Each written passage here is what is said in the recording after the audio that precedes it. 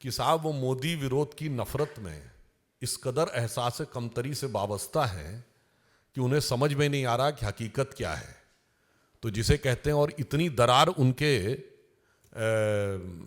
दरो दीवार पे है कि परवरदिगार भी उसे बचा पाएंगे नहीं, मैं नहीं कह सकता। तो मैं उनके लिए कहना चाहता हूं कि इस गठबंधन में नहीं दिखती किसी को कोई दरार, क्योंकि हर दीवार पे चिपके हैं मोदी विरोध के इश्तेहार, और इस सिरे से उस सिरे तक सब शरीके जुर्म हैं। कोई तो जमानत पर रिहा है, कोई है फरार। इसलिए अब उनके लोग ही उनसे आजिज होकर, और देश की जनता कह रही है कि उनके लोग, यानी मैं केटी हसन और समाजवादी पार्टी के लोगों के लिए कहना चाहता हूं कि ये रश्क जन्नत अब मुझे रास आती नहीं, मैं तो जहन्नुम में ही खुश था ऐ मेरे परवरदिगार। लोकसभा चुनाव की प्रक्रिया जो जो आगे बढ़ती जा रही है, त्यों अपनी हार को निश्चय देखते हुए इंडी गठबंधन के नेताओं की निराशा, हताशा और कुंठा इस तथाकथित मोहब्बत की दुकान के अंदर से एक जहरीली जुबान के रूप में सामने आती जा रही है। पहले भी प्रधानमंत्री श्री नरेंद्र मोदी जी के प्रति एहसास कमतरी यानी इंफीरियरिटी कॉम्प्लेक्स, ईर्ष्या और ग्लानि के कारण अनेक प्रकार के आपत्तिजनक, अभद्र, निंदनीय बयान दिए गए। परंतु अब ऐसा प्रतीत होता है कि इस तथाकथित मोहब्बत की दुकान में सिर्फ जहरीले सामान ही नहीं है, ये किसी सियासी फरमान का हिस्सा है।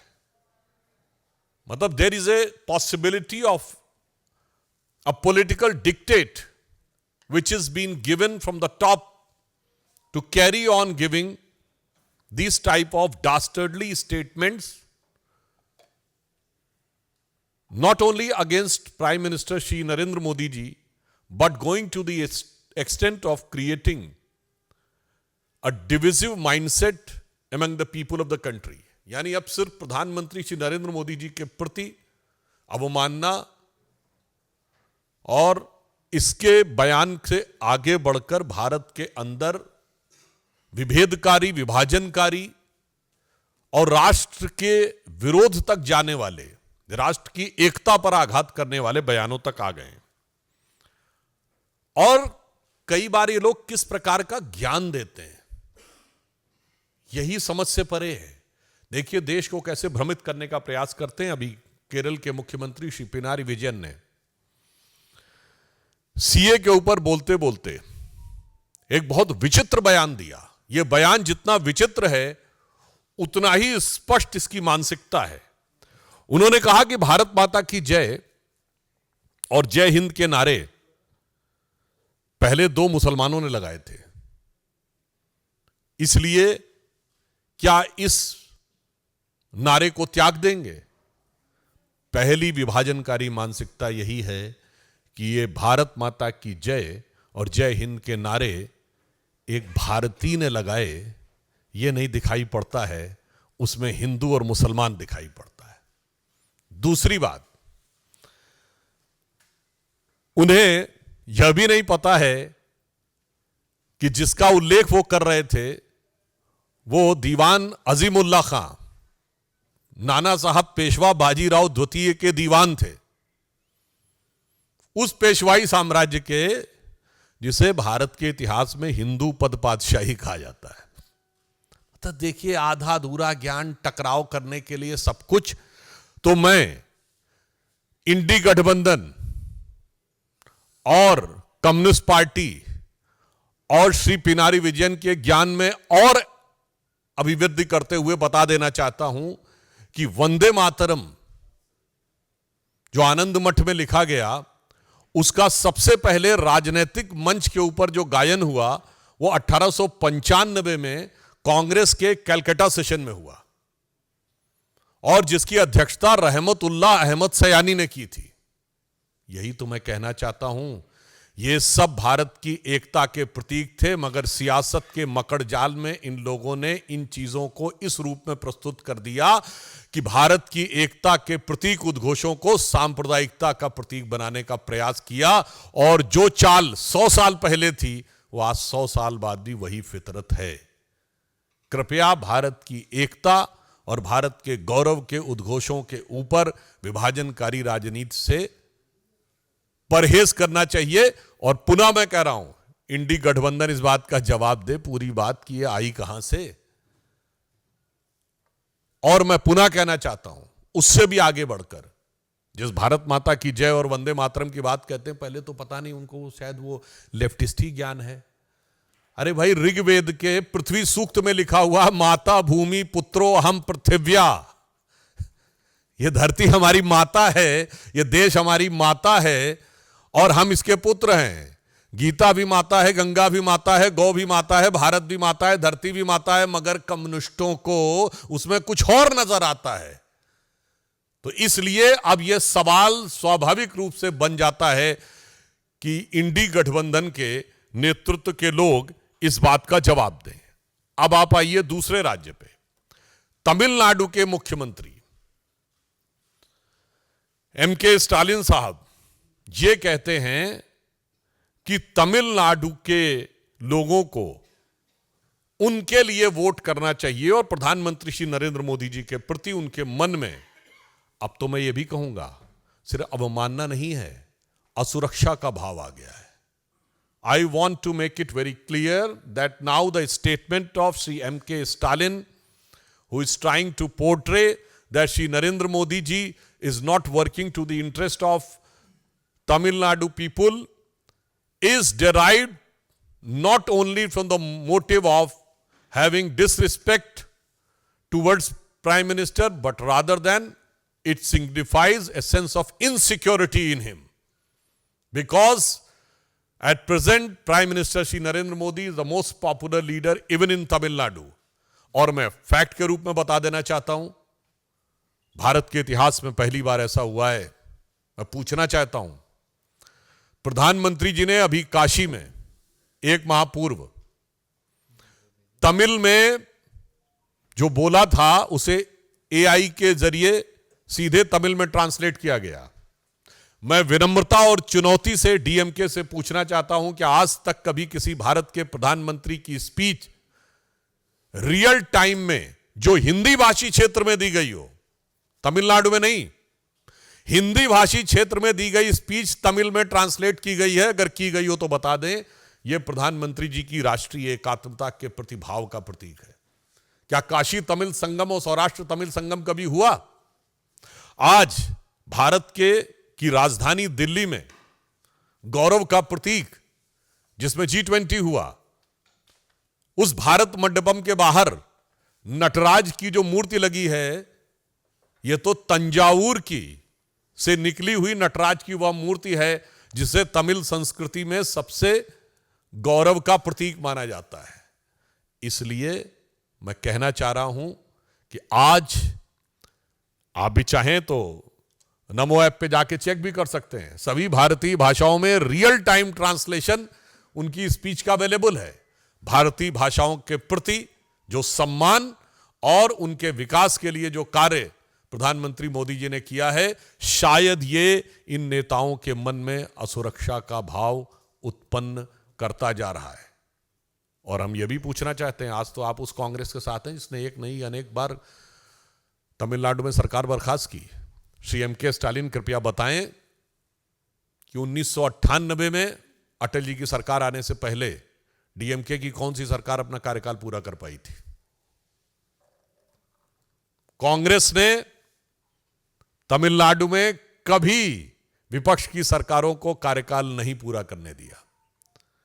और श्री पिनारी विजयन बताएं कि भारत के इतिहास की पहली गैर कांग्रेसी सरकार 1957 में केरल में कम्युनिस्ट पार्टी की ईएमएस नंबूदरीपाद जी के नेतृत्व में हुई, क्या कार्यकाल पूरा कर पाई थी? इसलिए जिनका अतीत इतना खतरनाक है वो आज के यथार्थ से डर रहे हैं। Those who are having this type of dark past, now they are fearful of the present day ground realities, which is having a very huge support from the grassroots level in favor of Shri Narendra Modi. तीसरा, कर्नाटक से। अब बताइए, कर्नाटक के कांग्रेस सरकार के संस्कृति मंत्री श्री शिवराज तंगडाडी ने बयान दिया है कि जो छात्र मोदी मोदी के नारे लगाएं उनके ऊपर थप्पड़ मारने चाहिए। मैं पूरे देश के जो भी इंटेलेक्चुअल एस्टैब्लिशमेंट के लोग हैं, अपार्ट फ्रॉम इंडी गठबंधन, पूछना चाहता हूं, क्या इस देश में लोकतंत्र को समाप्त करने का अरण्य रोदन करने वाले, की रुदाली करने वाले लोगों से पूछना चाहता हूं, राजनीतिक नारे लगाने के ऊपर आप थप्पड़ मारने की बात करेंगे, और वो भी प्रधानमंत्री जी के नाम के ऊपर, और आप कहेंगे कि यह लोकतंत्र है? और फिर वहां तो कांग्रेस की सरकार है। मैं पूछना चाहता हूं कांग्रेस पार्टी से, सोनिया जी से, राहुल जी से, और कांग्रेस के अध्यक्ष खड़गे जी जो वहीं से हैं, ये वही कांग्रेस पार्टी है जो गांधी जी के विचारों का अपने को प्रतीक बोलती थी, जो कहा जाता था एक थप्पड़ मारे दूसरा थप्पड़ आगे कर दो, गाल आगे कर दो, अगर एक गाल पे थप्पड़ पड़े तो दूसरा गाल आगे कर दो। इन विचारों वाले आज कहते हैं कि नारा लगे तो थप्पड़ मारना शुरू कर दो। ये अवश्यंभावी हार की हताशा में हिंसा तक उतर आने की एक खतरनाक प्रवृत्ति का प्रतीक है। ये कांग्रेस उन्हीं गांधी जी की प्रतीक है जिन्होंने तो नोआखली में जाके इसलिए अनशन किया था कि अगर हिंदू समाज के लोग मारे भी जा रहे हैं, हिंसा भी कर रहे हैं, हत्याएं भी हो रही हैं, तो भी प्रतिक्रिया मत करो, शांति से बैठे रहो। और आज कहते थप्पड़ मारना शुरू कर दो। इसलिए यह दर्शाता है कि ये राहुल गांधी की कांग्रेस का गांधी की कांग्रेस से कोई मतलब नहीं है। केरल का बयान इंडी गठबंधन के सीएम, तमिलनाडु का बयान इंडी गठबंधन के सीएम, और कर्नाटक जहां प्रत्यक्ष कांग्रेस की सरकार है, कम से कम कांग्रेस को आज स्पष्ट रूप से यह बताना चाहिए कि इस प्रकार के विभाजनकारी, इस प्रकार के विभेदकारी और इस प्रकार के हिंसात्मक, this type of divisive and violence provoking statements are having any relevance in the democracy और नॉट। और मैं इसलिए यह कहना चाहता हूं कि इस चुनाव में जहां एक तरफ भारतीय जनता पार्टी और एनडीए प्रधानमंत्री श्री नरेंद्र मोदी जी के जांचे परखे और खरे नेतृत्व में प्रखरता के साथ जन जन का समर्थन लेते हुए 400 पार के लक्ष्य की तरफ आगे बढ़ रहा है, वहीं अंतर विरोधों से, कुंठा और अवसाद से ग्रस्त होकर अनेक प्रकार के नकारात्मक बयानों को देते हुए यह तथाकथित इंडी गठबंधन सिर्फ पराजय नहीं, मैं कहूंगा आत्मघात की तरफ आगे बढ़ रहा है। इसलिए मैं अंत में सिर्फ यह कहना चाहता हूं कि हम एक भारत श्रेष्ठ भारत पे विश्वास करते हैं। सारा भारत आज एक नए स्वरूप में आगे बढ़ रहा है। आज से तो हिमाचल मोदी जी के नेतृत्व में भारत एक नई करवट लेता हुआ दिख रहा है, और भारत की युवा पीढ़ी बहुत स्पष्ट रूप से देख रही है कि उसकी आकांक्षाएं इस नई राजनीति के साथ हैं। ये पुराने जमाने की घिसी पिटी राजनीति, वर्ग, जाति, क्षेत्र में विभाजन करके व्यक्तिगत स्वार्थ और अहंकार को साथ में रखकर चलने की राजनीति अब पूरी तरीके से आउट ऑफ डेट, यानी कालबाह्य हो रही है। वो उसके साथ खड़े हैं। तो मैं देश की जनता से सिर्फ यह आह्वान करना चाहता हूं कि इन चुनावों में ऐसी प्रतिगामी शक्तियों, यानी ऐसी रिग्रेसिव फोर्सेस को बिफिटिंग रिप्लाई दें, समुचित प्रत्युत्तर दें, और मोदी जी के पक्ष में इस रूप में खड़े हों कि अरुण गगन पर महाप्रगति का अब ये मंगल गान उठा, करवट बदला, अंगड़ाई ली, सोया हिंदुस्तान उठा। धन्यवाद।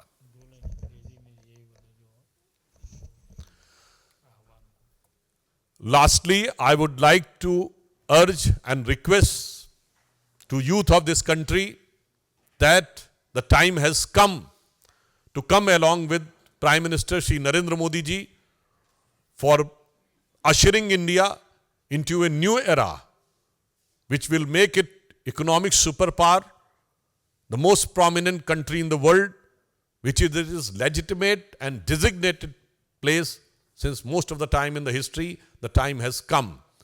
Rather than these type of outdated, regressive politics of the past generation, which was based upon division on the base of linguistic, division on the base of region, division on the base of caste, and trying to portray these things, and the real thing is to control all the wealth and power in favor of their family. This is to be discarded, and in new era, a new politics under Shri Narendra Modi ji is to be supported. So, in this context, I would like to add one thing, that whatever darkness they want to put forth in front of India, but the youth is witnessing a great future ahead. With the Robert Frost poem, woods are lonely, dark and deep, but I have promises to keep, and miles to go before I sleep, and miles to go before I sleep. So we are marching ahead, miles in under the leadership of Prime Minister Shri Narendra Modi, to make India a new, powerful, developed and Jagat Guru. बात में तो बहुत दम है। उन्होंने कहा कि हमारे अकाउंट जो थे वो दूसरे कई लोग डील कर रहे थे। पहले उनकी गठबंधन की एक नेता हैं जिनके प्रश्न वाले अकाउंट विदेश से डील हो रहे थे। अब कांग्रेस की आप ये समझिए, जो सोशल मीडिया की चेयरपर्सन है वो कह रही है उनके अकाउंट कई लोग डील करते हैं। बहुत साफ है कि कांग्रेस की जो बातें हैं, इनके अकाउंट्स कहां से डील होते हैं, ये देश को समझना चाहिए। कौन कौन सी शक्तियां डिजिग्नेटेड डिजाइन मैसेजेस भेज देती हैं जो सीधे एज इट इज कर दिए जाते हैं। ये अपने आप में इस बात को प्रमाणित करता है कि कांग्रेस और इंडी गठबंधन किसी अज्ञात शक्तियों के हाथ में खेल रहा है। कि हम सब भारतीय जनता पार्टी के कार्यकर्ता और यह मानते हैं कि हर भारतवासी भारत मां का ही बेटा और बेटी है, और हम सब उस भाव में विश्वास रखते हैं, तेरा वैभव अमर रहे मां, हम दिन चार रहे न रहे। कि साहब वो मोदी विरोध की नफरत में इस कदर एहसास कमतरी से वाबस्ता है कि उन्हें समझ में नहीं आ रहा कि हकीकत क्या है। तो जिसे कहते हैं, और इतनी दरार उनके दरो दीवार पे है कि परवरदिगार भी उसे बचा पाएंगे नहीं, मैं नहीं कह सकता। तो मैं उनके लिए कहना चाहता हूं कि इस गठबंधन में नहीं दिखती किसी को कोई दरार, क्योंकि हर दीवार पे चिपके हैं मोदी विरोध के इश्तेहार, और इस सिरे से उस सिरे तक सब शरीके जुर्म हैं। कोई तो जमानत पर रिहा है, कोई है फरार। इसलिए अब उनके लोग ही उनसे आजिज होकर, और देश की जनता कह रही है कि उनके लोग, यानी मैं केटी हसन और समाजवादी पार्टी के लोगों के लिए कहना चाहता हूं कि ये रश्क जन्नत अब मुझे रास आती नहीं, मैं तो जहन्नुम में ही खुश था, ऐ मेरे परवरदिगार।